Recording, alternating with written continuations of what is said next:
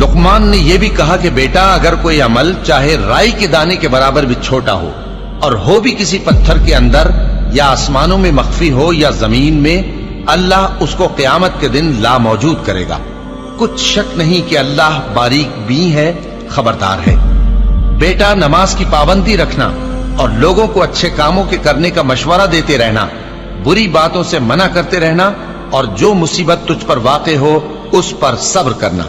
बेशक ये बड़ी हिम्मत के काम हैं। और तकब्बुर करते हुए लोगों के सामने गाल न फुलाना और जमीन में अकड़ कर न चलना, इसलिए कि अल्लाह किसी इतराने वाले शेखी खोरे को पसंद नहीं करता। और अपनी चाल में एतदाल किए रहना और बोलते वक्त जरा आवाज नीची रखना, क्योंकि बहुत ऊंची आवाज गधों की सी है और कुछ शक नहीं कि सबसे बुरी आवाज गधों की होती है।